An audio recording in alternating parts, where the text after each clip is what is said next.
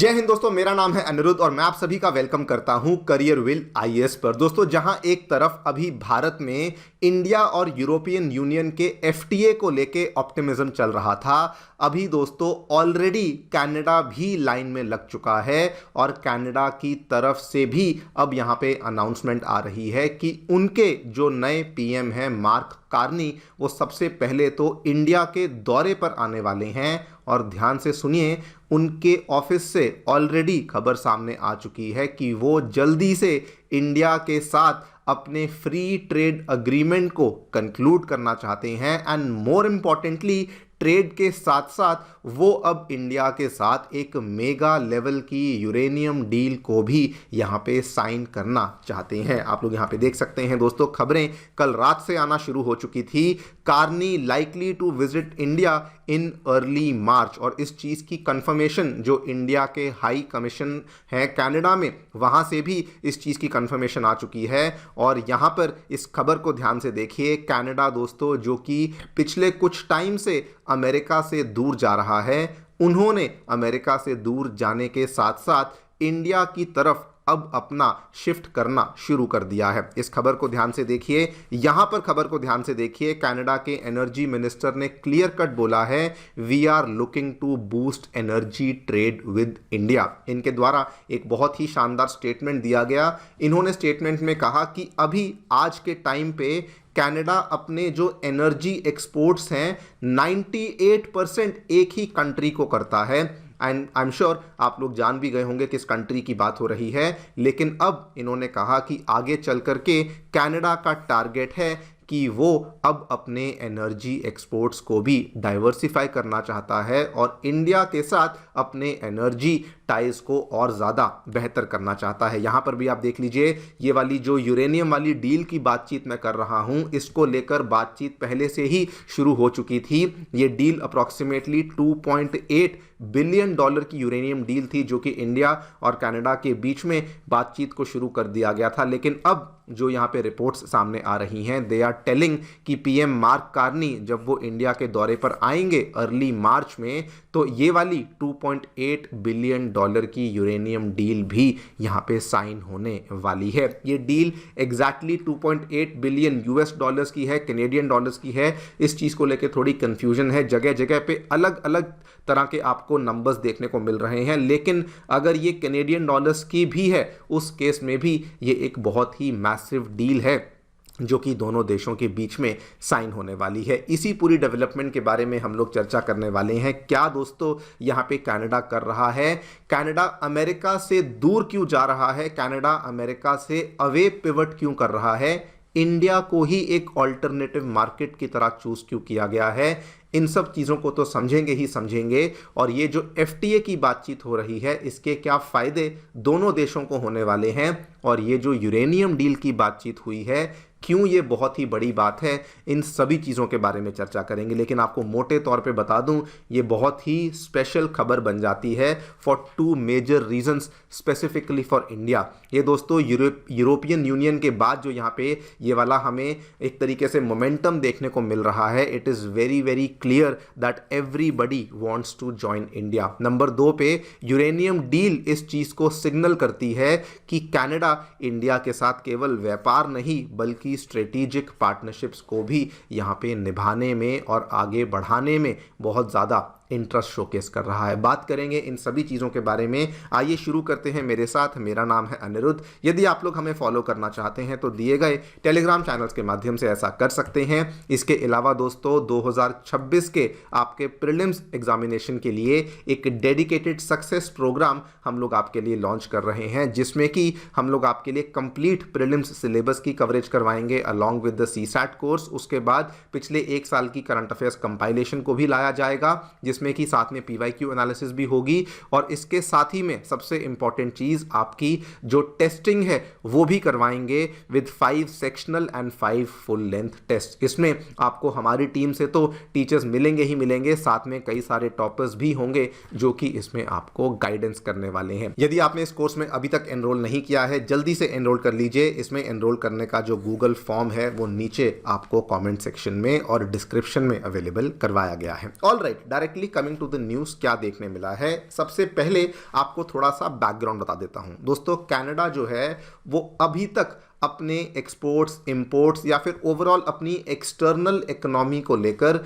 Mainly America के ही ऊपर dependent था। लेकिन रिसेंटली कनाडा के जो नए पीएम हैं मार्क कार्नी, उनका इस चीज़ को लेके स्टैंस बहुत क्लियर है कि हमें अमेरिका के ऊपर अपनी डिपेंडेंस को पहले कम करना है और धीरे धीरे हमें अपने जो भी इकोनॉमिक पार्टनर्स हैं उनको यहाँ पे डाइवर्सिफाई करना है। और ये जो यहाँ पे चीज़ें हो रही हैं ये केवल रिटोरिकल डिप्लोमेसी नहीं, मतलब कि ये केवल बोल बच्चन नहीं है, केवल बोलने के लिए नहीं कर रहे हैं। इस चीज़ को लेकर अब कनाडा जेन्युइनली दूसरे देशों के साथ आगे बढ़ करके डील्स को भी साइन कर रहा है। सबसे पहले ये अमेरिका से दूर क्यों जाना चाहते हैं उसको समझ लेते हैं। इसका वन वर्ड आंसर वैसे आप सभी लोग जानते हैं, one word answer is Trump and Trump की पॉलिसीज। लेकिन दोस्तों अगर डिटेल में आप लोग जानना चाहें तो जिस तरीके से अमेरिका की प्रोटेक्शनिज्म बढ़ रही है, जिस तरीके से अमेरिका एनर्जी और मिनरल एक्सपोर्ट के ऊपर रिस्ट्रिक्शंस लगा रहा है, जिस तरीके से अमेरिका में पॉलिटिकल अनसर्टेनिटी और पॉलिसीज को लेकर वॉलेटिलिटी आ रही है,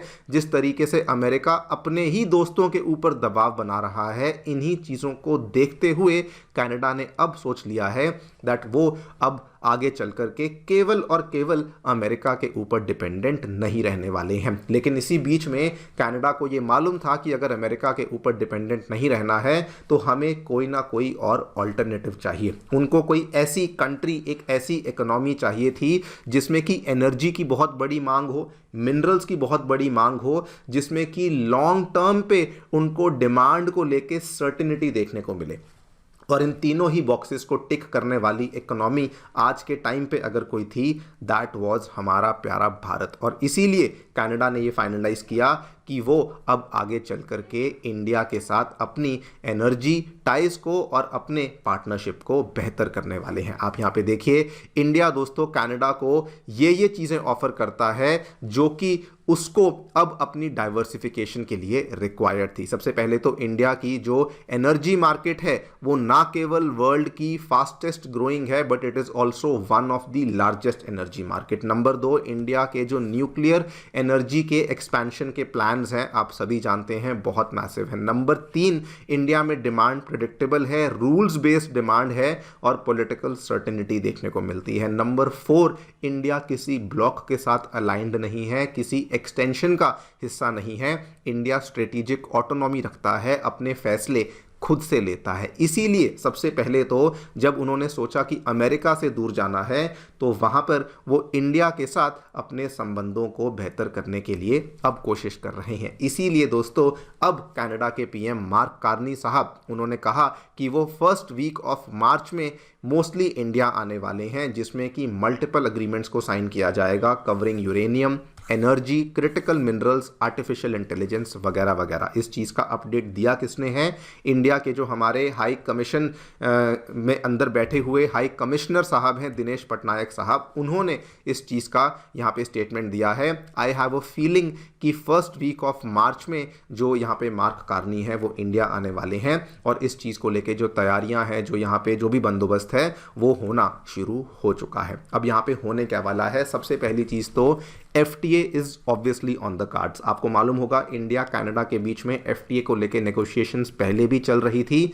2023 में ये नेगोशिएशंस जो है एक बार फिर से उठी थी, लेकिन 24 में आकर के ये वाली नेगोशिएशंस थोड़ी सी रुक सी गई थी बिकॉज इंडिया कनाडा के बीच में कुछ डिप्लोमेटिक टेंशंस शुरू हो चुकी थी। लेकिन अब वही वाला जो FTA है जिसको कि दोनों कंट्रीज मिलकर के CEPA का नाम दे रही हैं, कॉम्प्रिहेंसिव इकोनॉमिक पार्टनरशिप एग्रीमेंट, उसको लेके नेगोशिएशन अब होने वाली है। इस नेगोशिएशन के माध्यम से बेसिकली जो ट्रेड है, goods, services, investment, sanitary, phytosanitary measures, इन सब चीज़ों को लेकर बातचीत होने वाली है। इसका फ़ायदा क्या होगा कनाडा को दोस्तों? इसका फ़ायदा सबसे पहले ये होगा कि वो अपने व्यापार को बियॉन्ड दी अमेरिका डाइवर्सिफाई कर पाएगा, मतलब कि डिपेंडेंस अमेरिका के ऊपर ख़त्म होगी और उनके लिए डाइवर्सिफिकेशन बढ़ेगी। नंबर 2, उन्हें एक्सेस मिलेगा to one of the largest and the rapidly growing market in the world, that is the Indian market. Number 3, ये दोस्तों उनकी इकोनॉमिक स्ट्रेंथ्स को भी कॉम्प्लीमेंट करेगा। मतलब कि ऐसी चीज़ें जो कनाडा बनाता है, ऐसी चीज़ों की डिमांड इंडिया में है,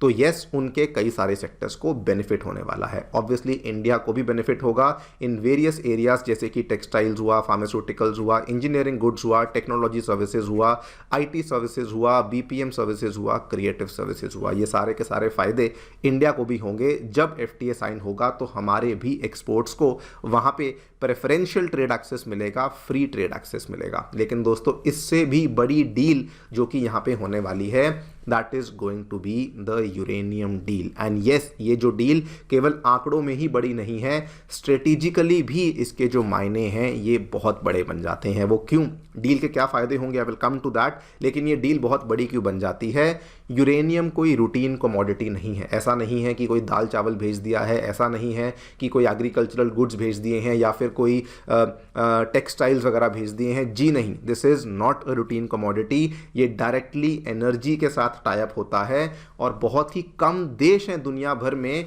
बहुत ही कम बायलेटरल ट्रेड्स और बायलेटरल डील्स हमें देखने को मिलती हैं as far as uranium is concern. सबसे पहले तो ये इंडिया के लिए बहुत ही बड़ी बात बन जाती है। क्यों?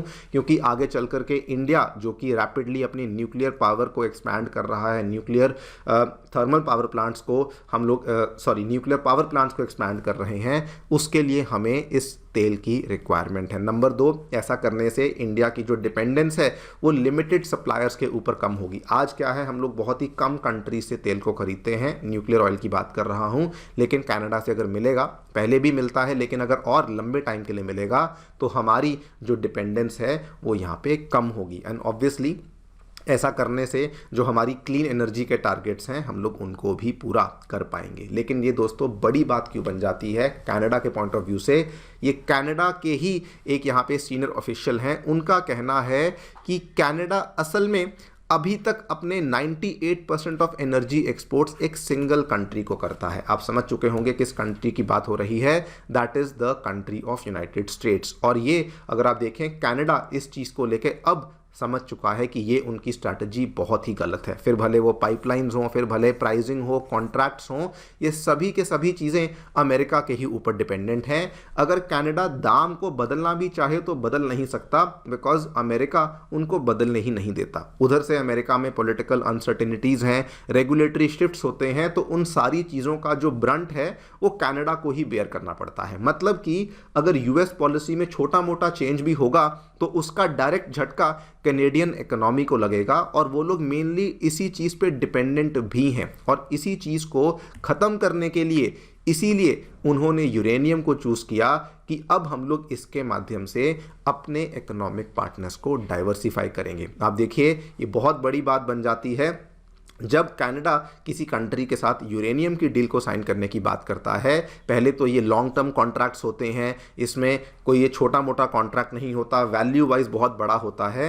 लेकिन जब कनाडा ऐसी डील को साइन करता है तो समझ आ जाता है कि ये शिफ्ट जो है ये कोई कॉस्मेटिक शिफ्ट नहीं, दिखावटी शिफ्ट नहीं है, स्ट्रक्चरल शिफ्ट है। ये दिखाता है कि Canada is ready to reduce its dependence on US, भले ही उसको यहाँ पे नए पार्टनर्स क्यों ना तलाशने पड़े। एंड इसीलिए इंडिया एकदम परफेक्ट काउंटर वेट बन जाता है to America, because again India की न्यूक्लियर एनर्जी डिमांड्स मैसिव हैं और तेजी से ग्रो कर रही हैं। इंडिया की long term base load energy needs भी बढ़ रही हैं, इंडिया के रिएक्टर्स भी एक्सपैंड कर रहे हैं, और किसी प्रकार का कोई सैंक्शन वगैरह का रिस्क भी इंडिया के ऊपर देखने को नहीं मिलता है। इसीलिए दोस्तों ये डील कनाडा के लिए भी बहुत बड़ी बात है और इंडिया के लिए भी बहुत बड़ी बात बन जाती है। एग्जैक्टली क्या होगा हमें मोस्टली 40-45 दिनों में देखने को मिल ही जाएगा।